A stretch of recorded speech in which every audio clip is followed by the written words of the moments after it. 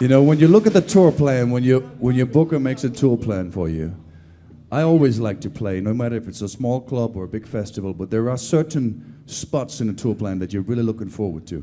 This was one of them, because all my friends told me, that one is amazing. Ben Poole was here, right? Henrik Feislader was here, Leila Zoe, my good friend from Denmark, Torbjørn.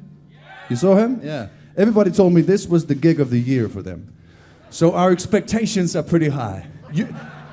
Everybody's okay so far? You're having a good time? Thank you. And I don't mean to put any pressure on you guys, but I would just like to tell you that we drove 11 hours to get here.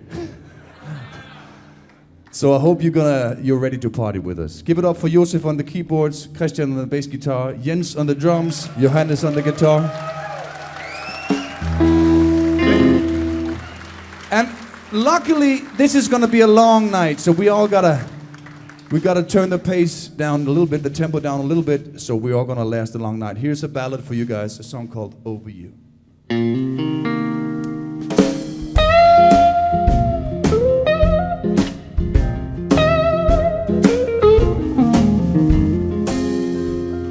I followed you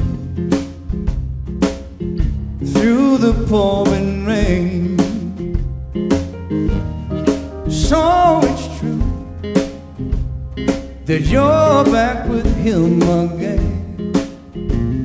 Well, I know it was me who walked out, but now you're free. But I doubt he can ease your pain. Mike, welcome in Roth.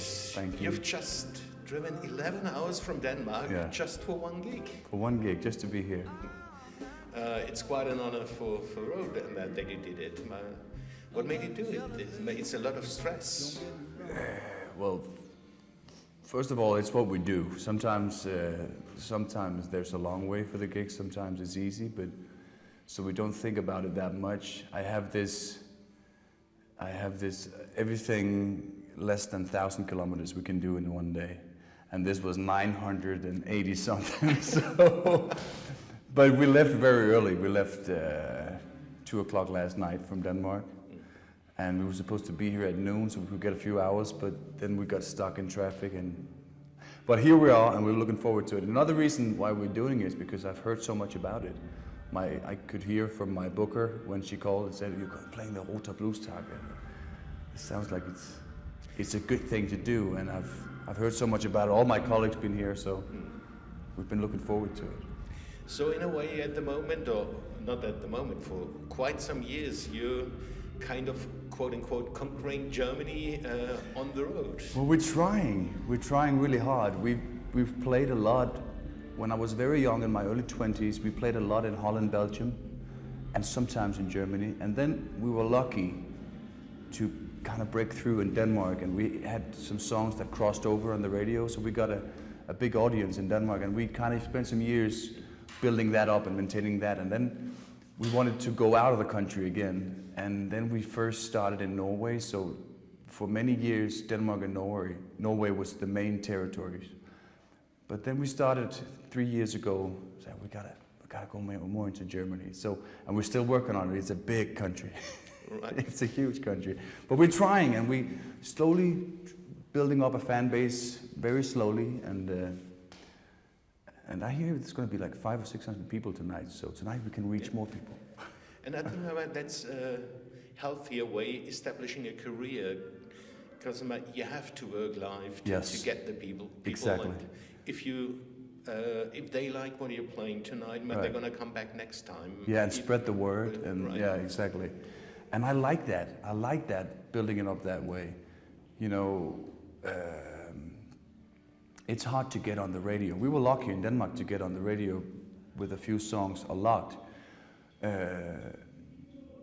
But the fact that in this kind of music that you have to build it up live and go to a city where maybe 30 people shows up, next time you come back it'll be 60, it'll be 200, I like that process. I mean, of course I'm also impatient and I want it to happen faster sometimes, but I do like the process. I I find a lot of life quality in watching this process, coming back to a venue, and the first thing I ask is, well, how about the ticket sales? And if it's gone up, we're all excited. So I really find a lot of, I like the process. All right. 1, 2, 1, 2.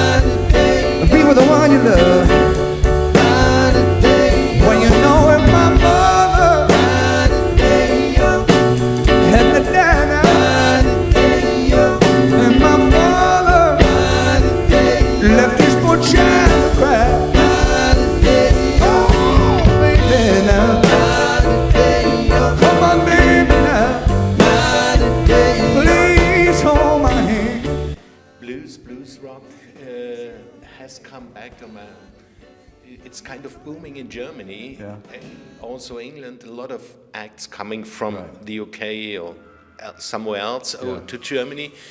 There's loads of people, and often it's difficult to find an own niche in a way. You did, but you're not the typical shredder. No, and that's sometimes also my problem. It's my, sometimes your advantage is also your problems in that way that I think my booker sometimes find it difficult to present me because what I do is not what I would call blues rock. It's more rhythm and blues mixed with soul music, and of course I'm a huge rock and roll fan, so we try to do that as well, but it's more soul-y. Some people would call it poppy. I mean, and I don't really mind whatever the label is, but it's not traditional blues rock, and that sometimes makes it more difficult to book the gigs and to brand it. People are, what is this? But sometimes it becomes my advantage because it separates itself from a lot of the other stuff. So my inspirations started to be, I was a huge old school blues fan when I was a teenager, up through my 20s. B.B. King, Elmore James, Muddy Waters, Albert King. Then I fell in love with soul music. Al Green and Marvin Gaye, Donny Hathaway, Aretha Franklin. And the mix between those two things is still my main thing. But I like a lot of what's going on now as well. I like what's happening in America with the Alabama Shakes, the Black Keys. I like all that stuff. So I try not to be too dogma, not too much following the rules. I try to find my own white self in this genre. How did you discover the blues and then the soul? Because Denmark is known mainly for pop. Yeah, it is. Pop and rock is what's going on in Denmark, and jazz. There's a lot of jazz music as well. But it was by coincidence. I heard a CD. That was when I was a kid. It was still LPs. Then they switched to CDs, and when everybody got a CD player, but there were no CDs. And then you could buy at the gas station these compilation CDs, and that was one of the CDs that had 2 B.B. King songs and 2 Ray Charles songs. And it just blew me away. It sounded so different. Everybody was listening to Wham and Madonna, and all of a sudden I heard this, and it started kind of an obsession for me. I was 12 or 13, and I started digging into it. as good as I could, and it became an obsession. I mean, all through my teens, that was all I wanted to find out more about this. It sounded so different from what you heard in the 80s and early 90s on the radio. Mentioning B.B. King, where you've been playing with him, or tour and opening for him? I've been opening it for him 3 times. I've never played with him, but I've had the pleasure to meet him several times, and he's my main influence. I mean, everything I play on the guitar is practically stolen from him, so he's my main influence, B.B. King and Ray Charles.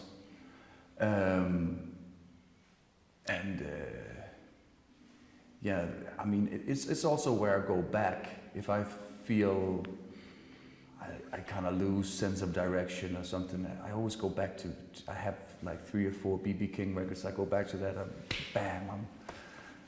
all of a sudden I feel that early love for the music again. So he's my main inspiration, definitely.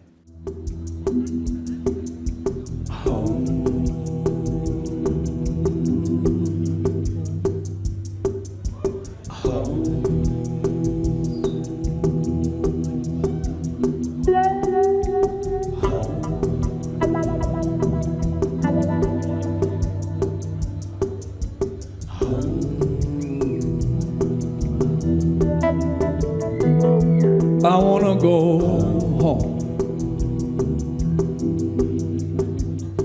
I've been away too long.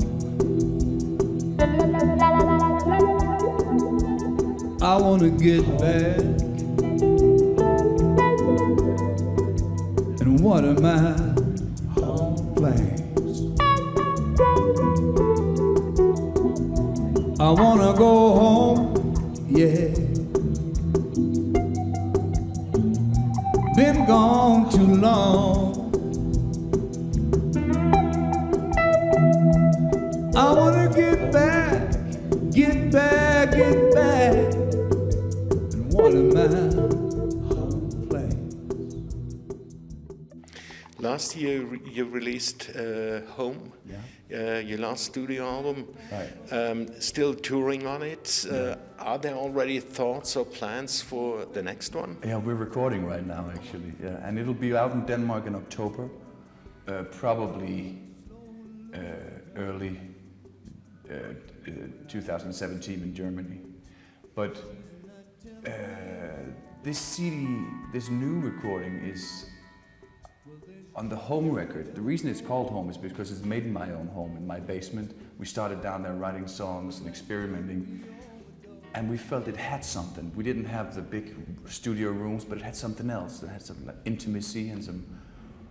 I was in my private sphere, and it kind of, we felt it got down on the track. So we finished the record down there. But it's so small and it's very layered. I mean, we had to do the drums and then bass, and we couldn't play at the same time. So it's very produced, and I felt the need to do the opposite. So this time we're back kind of old school with a producer and a big studio and everything rehearsed, and then we go into the studio, work on a sound, and then 3 takes, that's it. So we're back at making a rougher record. I think already what we've done right now, people will find it more, this record, more outgoing, more rough, more edgy. Whereas the Home record is very soft and very intimate. But I think that's often how I work. When I do something, I do it to the fullest, so we search for this sound. And then, well, now we've done that, so let's do something else.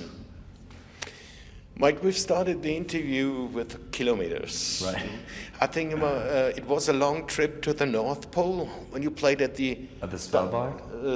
Dark Seasons Blues Festival. Yeah, that's a long trip. What kind of experience was that? That was amazing. I mean, everybody should go to Svalbard once in their life. It's amazing. It's a strange experience because it's so beautiful and it's so different, and it's also kind of, for me, I found myself kind of in between, blown away by the beauty and also a little depressed because you feel so small. I mean, it's so untouched by human. So there's this little town with 1,000 people, maybe less, and the rest is like untouched ice landscape with 3,000 polar bears and whales, and then they have a blues festival. Well, that's Norway. Norway is spectacular. I mean, They do crazy things up there. We've played out on the west coast as well, where we had to go with 3 ferries and being picked up by a private boat to get out there. And all of a sudden you enter an island where you wouldn't believe people lived there, and all of a sudden there's a huge PA. And I have to wonder, how did they do this? So Norway is fantastic, and Svalbard is amazing. That's a nice festival. We're going back there actually next year. Okay, Mike, thank you very much for taking your time for us. Thank you. Can't wait to play here.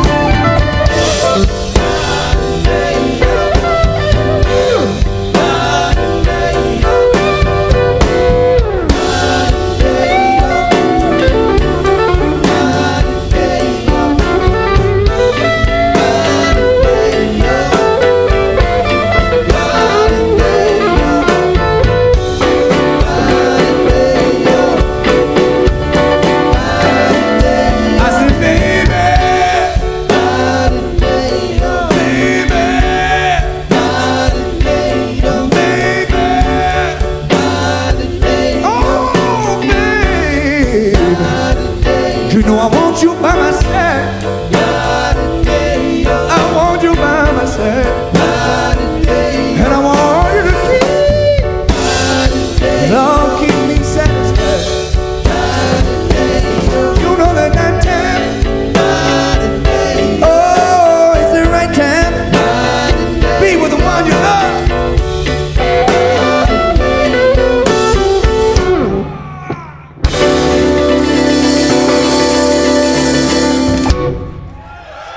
Rachel!